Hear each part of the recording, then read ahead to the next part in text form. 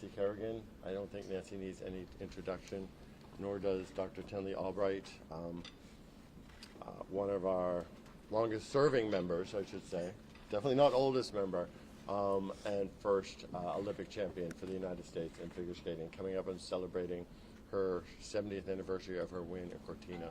Her daughter, excuse my Boston accent, her daughter, Elin Schran, who worked with our coaches, with Vadim and Jenya and Spencer, and runs a great company called Joy Skate, which does a lot to diversify our sport. And Paul George, a longtime club member, national champion in the sport, and president emeritus of the U.S. Figure Skating Foundation. Any questions we can answer for you? Did you know the coaches personally throughout your career? And could you reflect on the loss, their style? Well, first of all, Do you want to step up a little bit? Step up to the mic if you would, we please. came here because we needed to be together.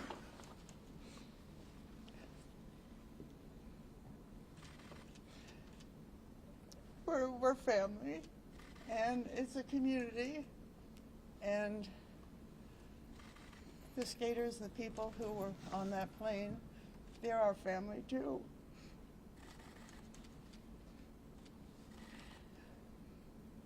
And our community means so much to us. We're also here to encourage the skaters who have been aiming to reach the World Championships. It's important for them to know we're all together. I certainly don't have any answers. I really can't believe that it happened, because I picture them right here. The coaches always stood at that entrance. The skaters just flew all over the ice, doing remarkable things, inspiring all of us. And it's to us, it's just terrible, and it's sad, and we just feel we need to be together, and that's why you see so many hugs today. Emily and Paul, this is the second time for this call. I don't know if you remember from 1961, these people and kind of what happened. Just bring you back. Yes, there were really 22 of my friends on that plane in 1961 on their way to the World Championships. And I'm sure I would have gone there to cheer them on, but I was in my last year of medical school and couldn't go. And I remember years later, people looking at me very strangely when they were talking about that, and they thought, weren't you on that plane? And I wish the ones that were on that plane weren't. And I don't know how to handle this, and the last thing I would want to do would be a press conference, but we all felt we need to be here, and I'm glad to see you all here because that means you care and will help us all try to deal with this. And we're thinking and loving the family members who are going through such a terrible time right now. So thank you. Thank you. Paul, did you have anything you wanted to add since you knew the 61 team as well? Oh, would you mind stepping in? Sure. Please. Like today, 1961 was a tragic moment. It was the day the music stopped. Very much like this. I think it made us more resolute, though, as we move forward as skaters, young skaters. I was 19 at the time. It took time, but we came back, I think, stronger, better. This is a club of excellence. It has been for over 100 years. We have produced countless talented skaters. You have some right here in Nancy, in Tenley, and Elin. I think we will continue to do it. We, of course, today think of the families, think of the athletes, and that's as it should be. What things do you remember you heard about the crush? It was a very vivid reminder of 1961.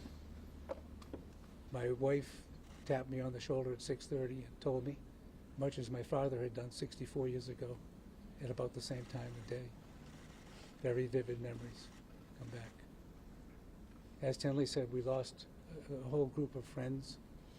We all grew up together. We skated together, trained together, even went to parties occasionally together.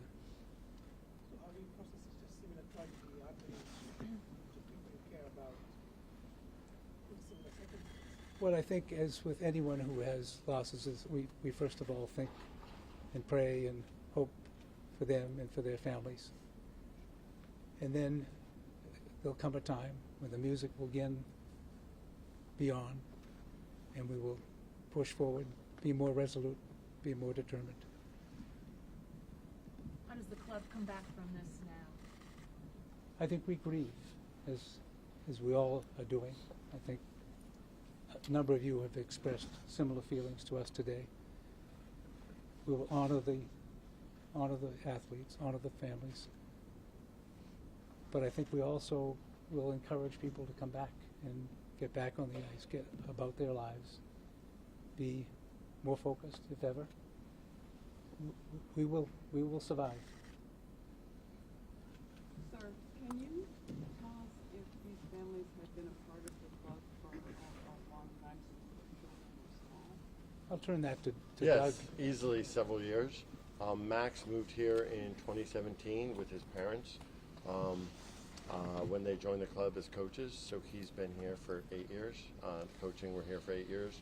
We wooed them away from a program in Connecticut to be part of our high performance Team USA building program. It was a great decision.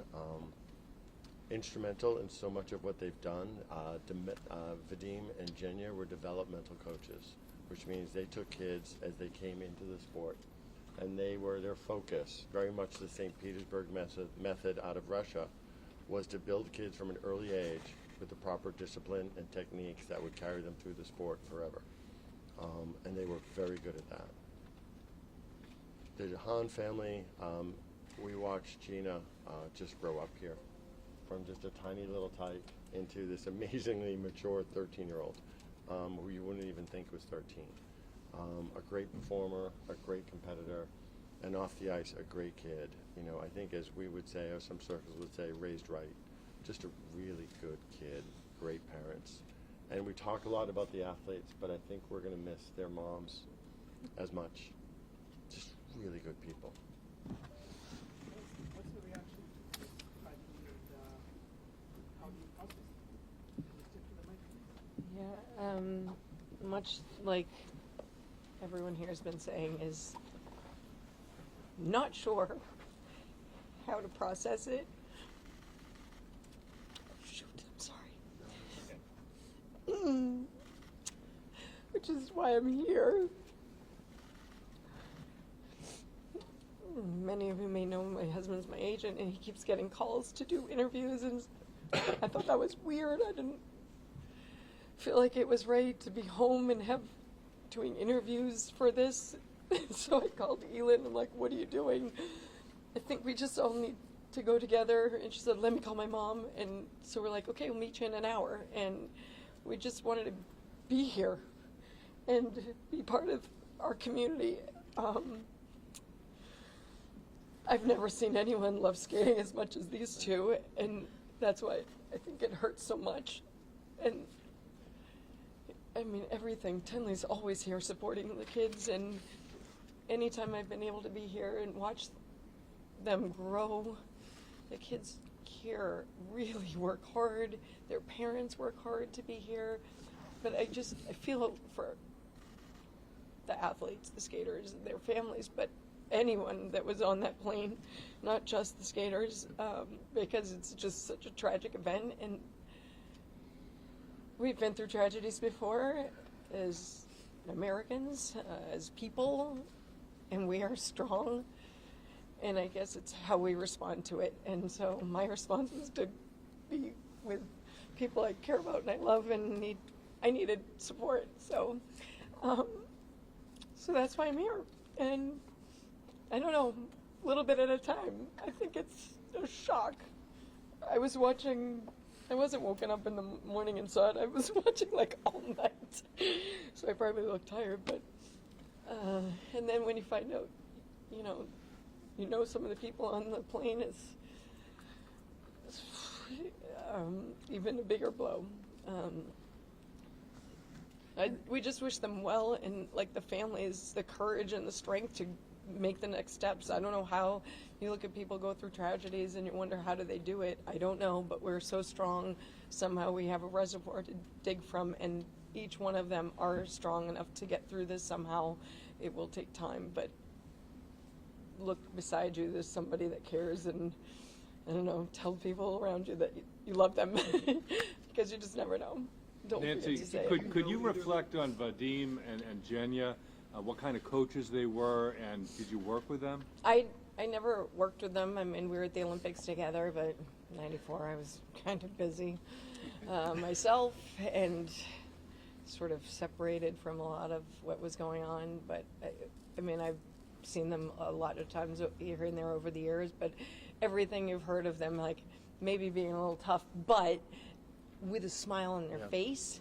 And like anytime I walked in, oh, hi, it's so good to see you. It's like always welcoming and happy to see one another, and like so just to walk in here and not see that is, I think, would be very strange for everybody that comes here, especially those that are here day in and day out. And it's going to be hard, and I always feel like, what am I doing? I don't come to the skating club all the time, but it was the only place I thought I should be right now. I did not expect this. It's deadly. I'm not sure, but we just wanted to be here with each other, and for Doug. We watched Doug's interview, and That helped us. it did help. Thank you. Yeah, it's There are so many memories, and just having seen the skaters competing, and knowing that Max is now, he did so well in the nationals. He's made the world team as an alternate, and then Spencer, who was in your ice show. Could you tell us what you told me about you had a his great skating? story. My company does free outdoor shows around the city. Nancy's hosted and started many of them. And Spencer was in his first show with our company this past December in Kendall Square in Cambridge. And he'd never done a professional show before. It was a new experience for him. He was nervous. And then after the show ended, he came over and he was just beaming.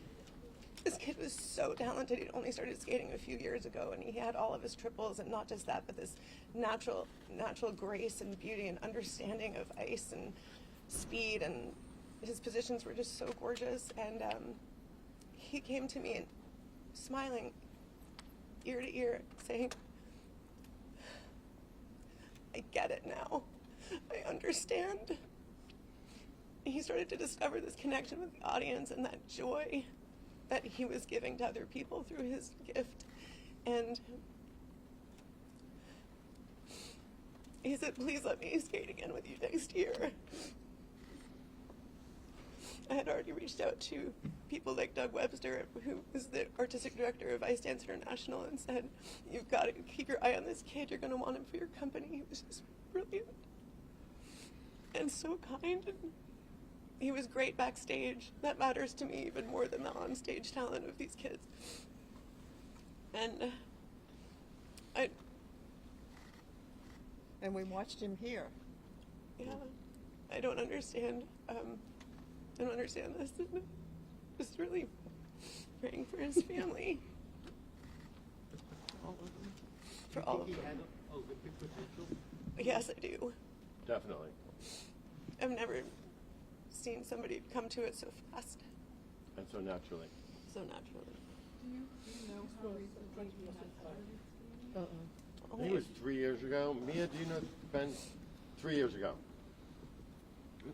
That's unheard of. I mean, these kids can make it look really easy when they're doing triple jumps and all of their triples. It's actually not very easy. You know, you don't just need talent. You need to have a lot of hard work to get there. Grit. And for him, and grit, thank you, and resilience. And for him to get there in 3 years, that's why I refer to him as a phenom. What about Gina? Olympic potential? 13. Oh yeah. Oh, she was in it to win it, and she was in it to win it in, like, in a Tenley way, full of grace, a serious competitor, but so nice about it and so supportive of her fellow competitors. Just a delight, but for a little 13-year-old, just full of grace. And I want to say one other thing about Vadim and Jenya, because I refer to them as being strict, and I think what I really mean to say is they had high standards, because they were incredibly kind. They were so kind, but they had high standards. And the combination really worked with their kids, because they felt the support, but they also knew where the bar was. And I have to say, for me as CEO here, I could not walk into this arena, see them for the first time that day, and for them not to come over, shake my hand, and thank me for the opportunity to be here, which you don't always see. Just very grateful and generous with their feedback.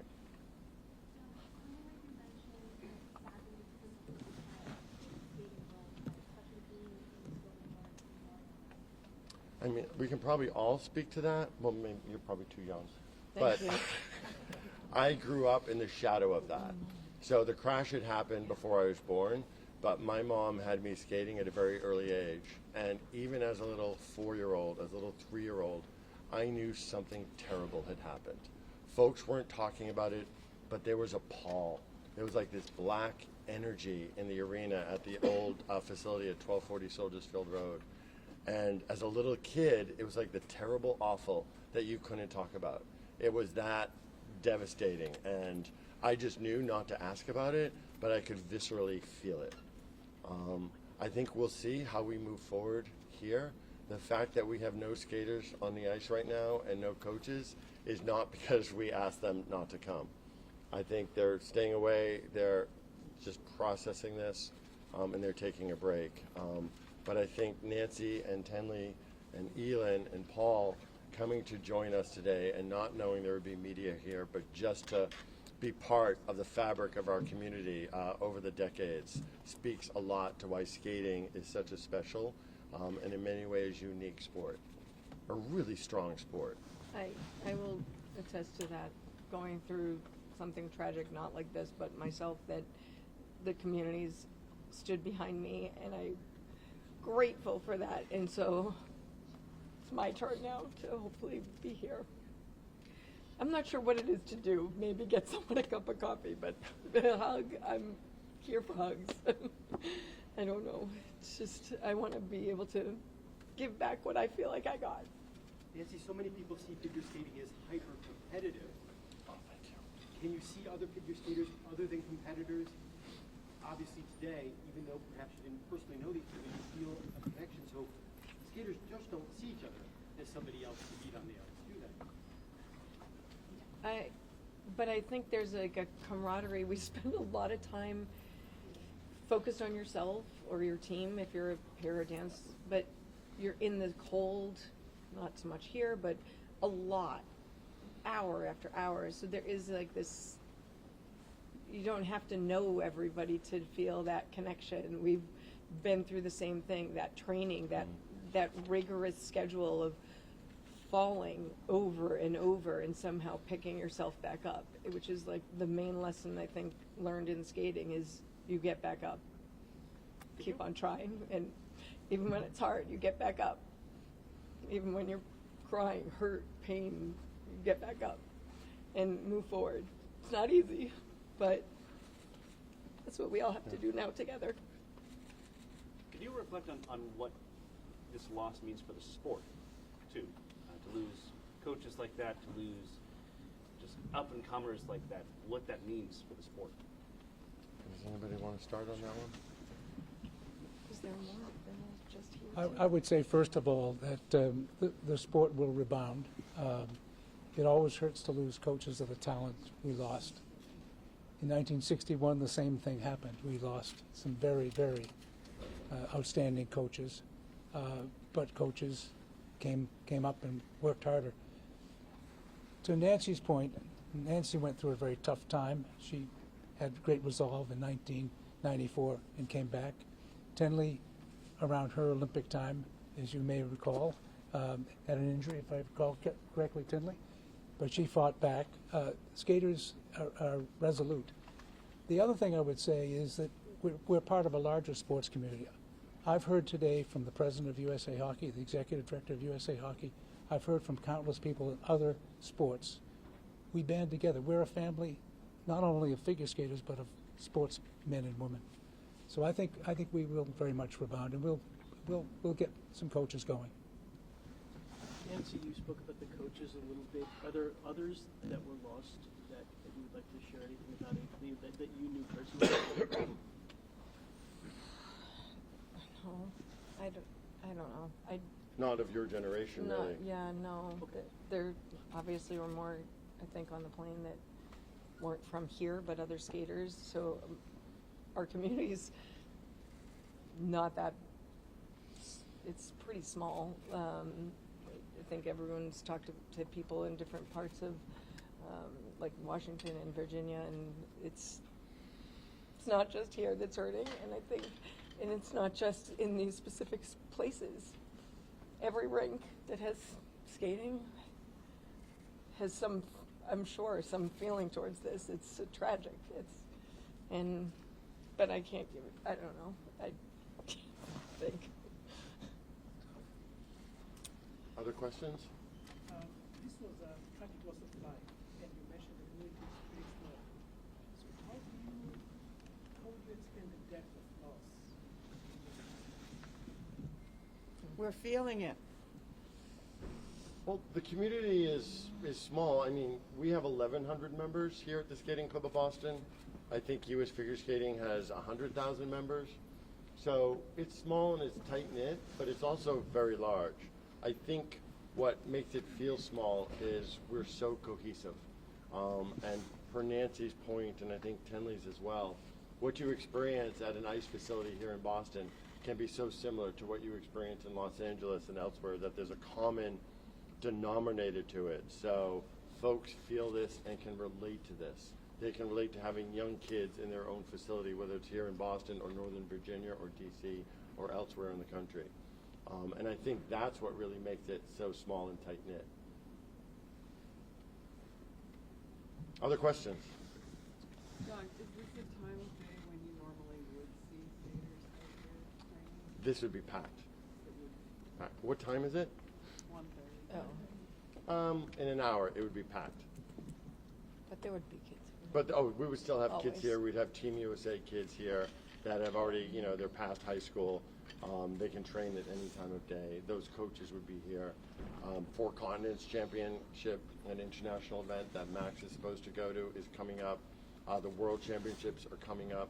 The Junior World Championships are coming up. We have 2 skaters going to the Junior World Championships.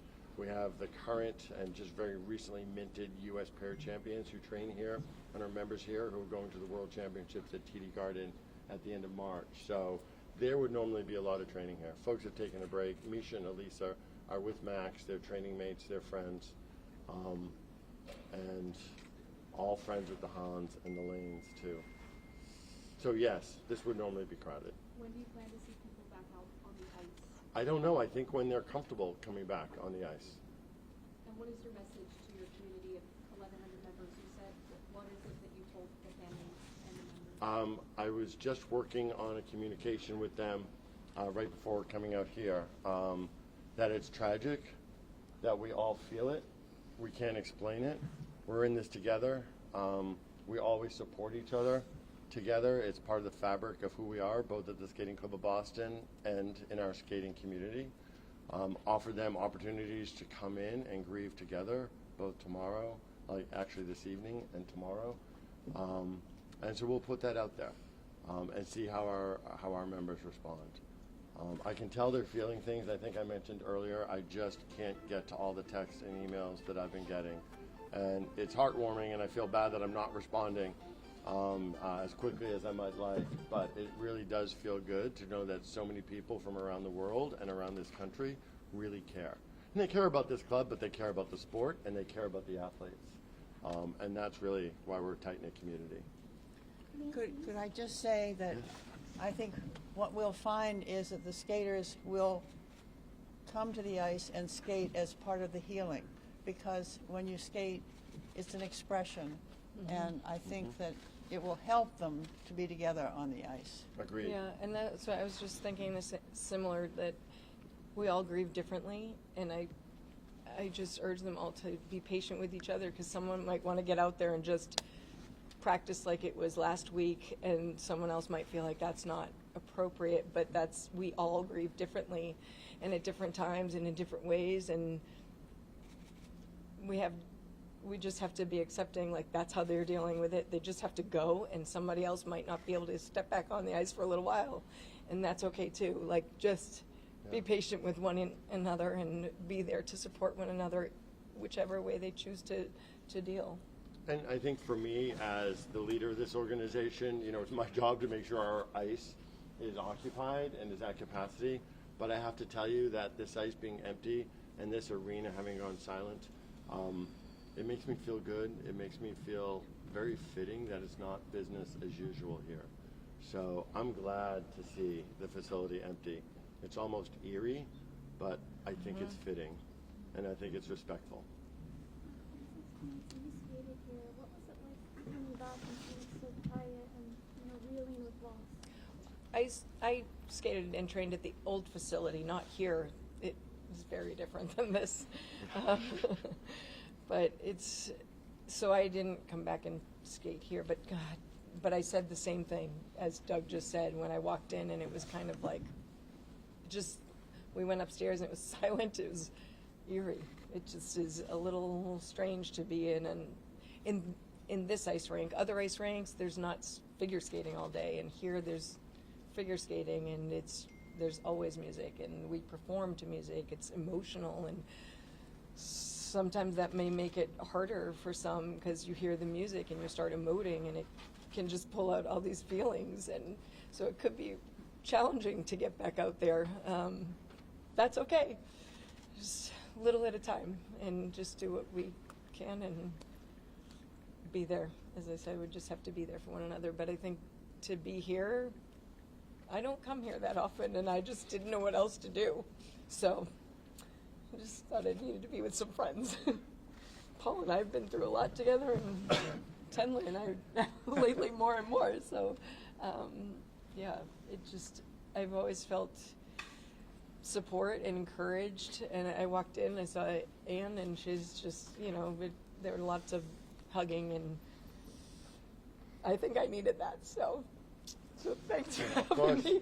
I said, I hope I didn't throw a wrench in, just like, we're showing up, but we just all needed to be here with you.